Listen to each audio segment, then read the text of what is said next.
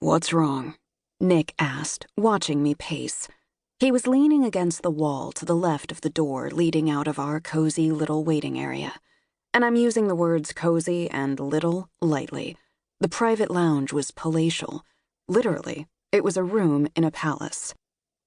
We were in the old Nejeret Council headquarters in Rome, a relic from days long past, back when Nejerets had been ruled by a patriarchal group of 7 men. Heru had been among them, as had my father, Set. But the Council of 7 had gone the way of the pharaohs, as had the governing body that replaced it, the Senate. Now we were back to a good old-fashioned feudal monarchy with Heru as the High King. And, in true feudal fashion, war was an ever-burning fire threatening to reduce us all to little more than ash and bone. Nick and I had been busy little bees the past 2 weeks, attempting to stave off that dire outcome.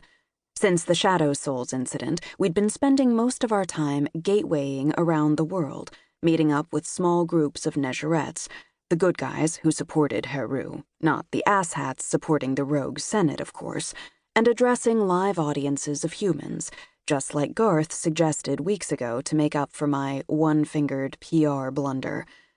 Only now we were attempting to counter something much more devastating PR-wise, the damage caused by the Senate's ever-increasing hostilities against humanity.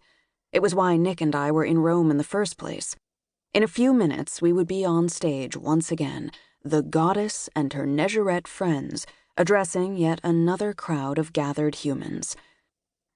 The now-defunct council headquarters was a stunning complex, an old palazzo dating back to the 13th century that took up an entire city block in central Rome.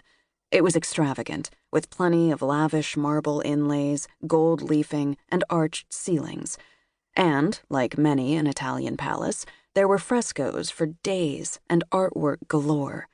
It was over the top in a way mastered by the Italian nobles of old, and apparently embraced by the Nejerets of old as well. The private lounge where Nick and I had been hanging out for the past 20 minutes was toned down from the main gallery by just a hair.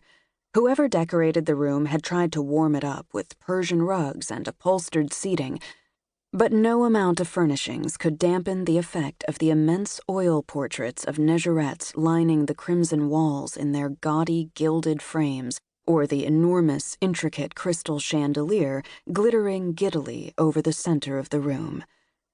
I stopped mid-step under the chandelier and looked at Nick, one arm hugging my middle, the other raised so I could chew on my thumbnail. He looked like he could have been posing for some avant-garde fashion magazine. He was leaning one shoulder against the wall by the oversized door, head tilted to the side and fingers tucked into his trouser pockets, his tailored pinstripe suit fitting him just right and tattoos peeking out here and there. He looked damn good. More than good enough to momentarily waylay the worries making me pace, replacing them with more pleasurable thoughts for a few seconds. Nick raised his pierced brow, the corner of his mouth lifting into a slight but satisfied smirk.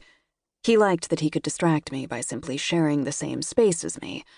I would never admit it aloud, but I kind of liked it too. "Well," he said, the one-word prompt knocking my thoughts back out of naughty land. Right, he'd asked me a question. What's wrong? I cleared my throat. "Nothing," I said, gaze sliding away from his to the small round table in the corner of the room. I'd left the velvet drawstring bag holding my deck of hand-drawn tarot cards on the table. They'd been burning a hole in my pocket, so I'd taken them out, hoping that by removing the distraction, I would be able to focus on the upcoming address. The meeting scheduled to take place in the ballroom downstairs was the most significant yet, with over 2,000 humans slated to attend.